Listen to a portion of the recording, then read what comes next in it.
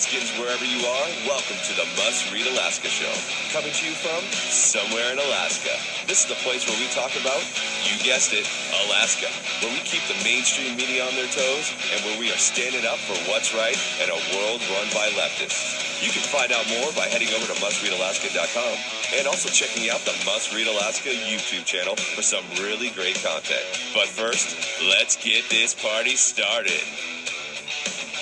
Welcome, everybody, to the Must Read Alaska Show. I'm your host, John Quick, coming to you live from somewhere in Alaska. Today, we have a very special guest today, one of my favorite mayors from around the state of Alaska, Mayor Dave Bronson. You've probably been on here more than any other guest has been on here, so that's a crown to be worn. But welcome back to the Must Read Alaska Show, Mayor Bronson. Happy to be back, John. It has been a while, though. Boy, it's been a few months, but it is great to be back. You guys are doing obviously very good work, great work, and especially Suzanne and all of her reporting. Suzanne is awesome. One of the events that you guys recently had, which I'd love to hear about, is you and I think some municipal employees went down and made these Narcan kits.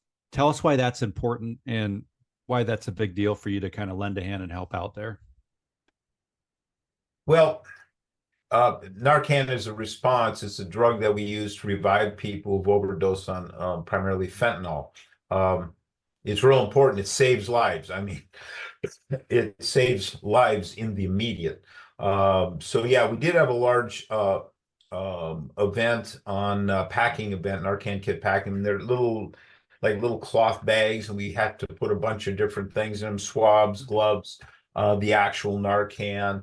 And we had a bunch of folks from the health department, primarily my office, and then we put out an ask for volunteers to come in. We've got a lot of them. A lot of folks from the military came out. So I would say we were pushing 35 people in a kind of a smaller room, and it was assembly line production. And I've been at all the different positions over the years as far as where to pack, and it was a lot of fun. We catered it. We had some great food, and we put together in a couple of hours nearly 5,000 kits.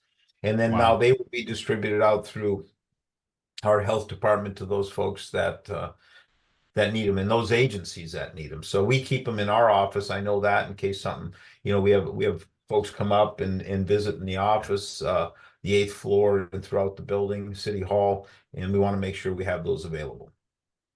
That's awesome. So a little tidbit of news that recently happened was you had a police chief that retired and you appointed a new chief. Talk to me a little bit about the previous chief and some of his accolades and who this new police chief is. I think Anchorage is excited that you were very quick to appoint somebody new. So talk to me a little bit about that. Well, it wasn't actually quick at all. So I knew in December Chief Kerle, Mike Kerle, was going to retire in April. He'd been putting it off. I coaxed him to stay on a couple of different times. He was going to go actually a year and a half ago, and then it pushed. And we were real happy to keep him. He's a cop's cop kind of guy, kind of a funny sense of humor. But I consider him a friend, great guy. He's served our city well for many years.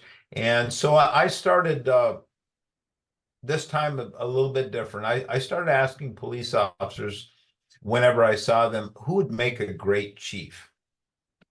And Bianca Cross, she's a captain in the detectives. Her name kept coming up. People think the world of her. She's very concerned about the rank and file officer on the street. And that kind of hit home with me. She's very articulate, very diplomatic. She carries herself well, which is important in this, because there is some politics in being a police chief. You represent a very large agency, and she does a very good job. And since she's been on, and her and I've been talking for more than a month, I'm more, excuse me, I am more and more impressed with her every day. So I spent some time with her yesterday in some meetings. I think I made a really good choice. And at the end of the day, the rank and file got to have a say in this, and that was what was important. This police department is the premier police department, law enforcement agency in the state. It's the largest. And now it's this legacy of Mike Kerle as a great leader is going to continue on through Bianca. That's awesome. One of the things, as you know, that government gets kind of made fun of a lot is keeping the potholes fixed. Yeah. Well, I think I recently read somewhere that you guys have fixed something around 2,000 potholes in the last year. Talk to me a little bit about that. Yeah, I think it's a bit more than that. You can go to the website and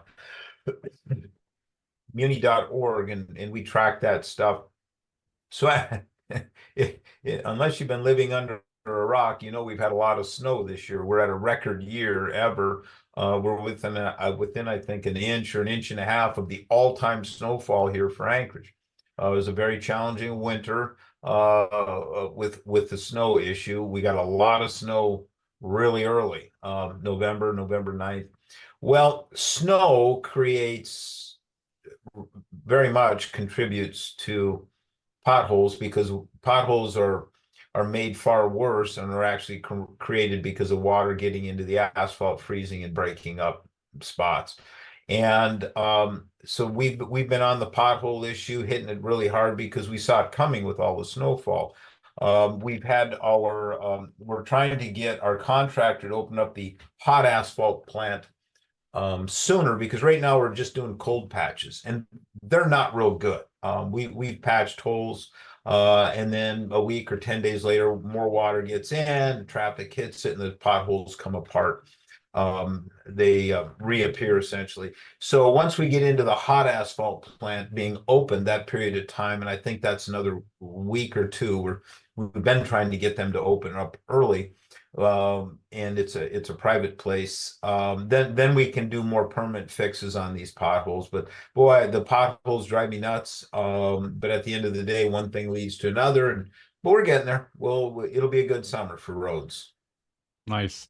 Well, one of the things that the Senate and the House are in the middle of working out their budget.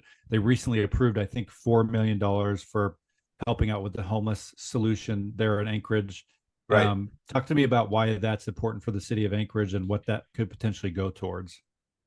Well, we have a shelter space. It's the old solid waste service building. We now call it CWS, cold weather sheltering. We need to keep that shelter space for 200 people going now throughout the summer, because we have the overall situation is this: we have a confluence of challenges coming up. We've got some hotels that have been used, large hotels been used for homelessness, and the owners now have told us they want to go back into normal operation. And so we have right now a group of 874 is the rough number. People are now extra people are going to hit the streets. That's a real challenge. And so is what we needed to do is one of the fixes, this 200 people, 870 of the 874, 200 people live at CWS, and we need to operate it because we don't have any money to operate it in its entirety. So we went to the state, because I believe homelessness is a statewide problem, because people come from all over the state and live on our streets here in Anchorage. I don't think that's right, but that's what it is. So we went to the legislature and asked for $4 million in help. We're going to put in our $4 million, so it's an $8 million operation to get us through the summer and into next year. So that was a coordinated effort between me and the Assembly.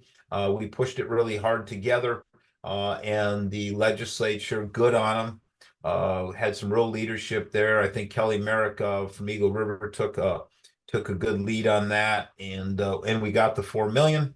And our $4 million, so we're on our way to keeping that facility operating until a permanent large shelter can be built that's designed for homelessness, and we're still struggling there.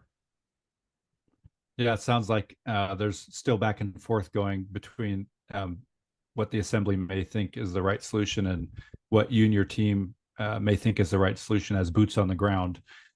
What do you think the long-term solution could be tackled here in the next couple of years? Do you think? Is that realistic? Well, we don't have that long. So last year we lost 50 people on our streets. A lot of it was, let's talk about Narcan and fentanyl again. I get the reports, all the reports for when someone dies on our streets. And, we have a name, and we're not allowed to say cause because the medical examiner hasn't determined that.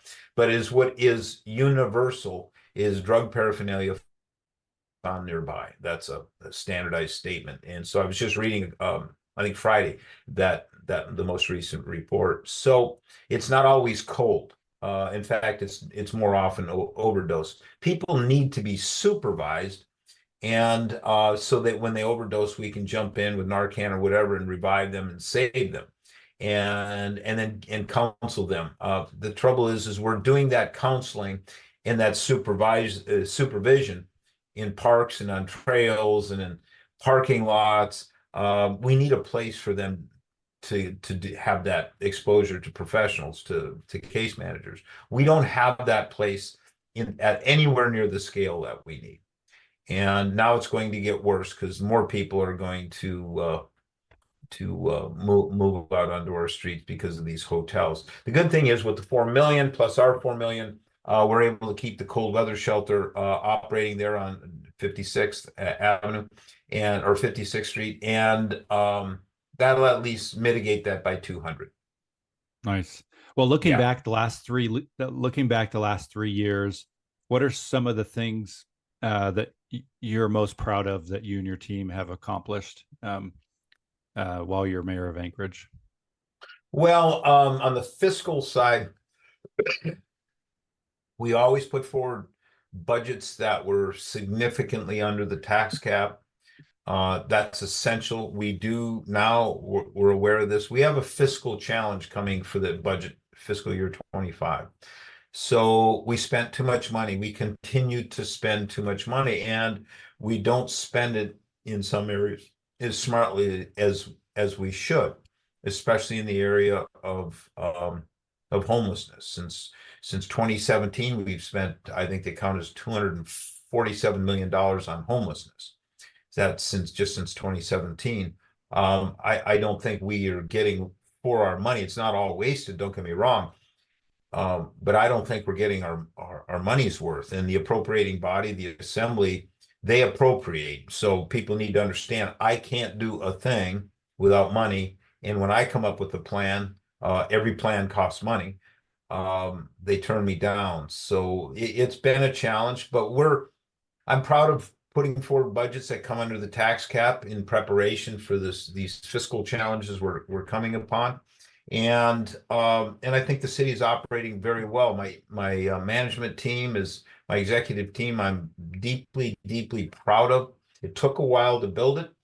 And they're running the city very well especially within the limitations placed on them by the assembly and the environment. Again, back to snow. I think the city is coming out of COVID very well. We've got a lot of outside investment money that wants to come in, and we've been meeting with them. I'm meeting with another group that wants to come in and build $250 million worth of homes, market rate homes in Anchorage. We're very encouraged by that. I met with another group 3 weeks ago, that wants to come in and build senior market rate senior housing condominiums, and that project there, we would love to see that come to fruition, so that now people can, when you get to 70 years old, you want to move out of your big house, you don't want to shovel snow, you don't want to mow the lawn, you move into a nice condo community for 55 and older, and you got your pickleball and you got your gardens. We're really hoping that comes to fruition, and we think it will.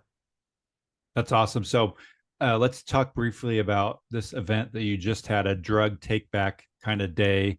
I think that was in partnership with maybe the DEA. Talk to me a little bit about that and how that went. Yeah, well, we've done this now for 3 years. It's an event where at multiple front door of multiple Fred Meyers, to include the pharmacy at Providence Hospital, a great partner for the city.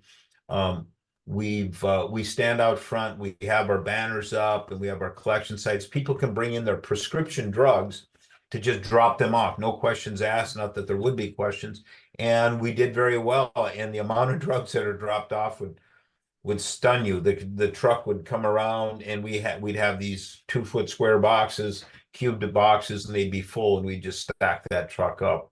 And so I did a couple of sites this year. I did Eagle River, Fred Meyer, and then I did Abbott, Fred Meyer, and I know there's other sites, and that I couldn't get to all of them.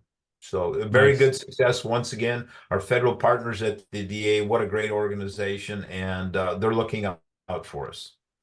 That's awesome. Well, Mayor, 20 minutes has gone by in a flash here. Do you have any last minute thoughts here before we head off? The floor is yours. Well, no, yeah, summer's upon us. We've got some fantastic weather up here in Anchorage, 50, almost 60-degree weather, and sunshine and calm. So the street sweepers are out. So watch out for them.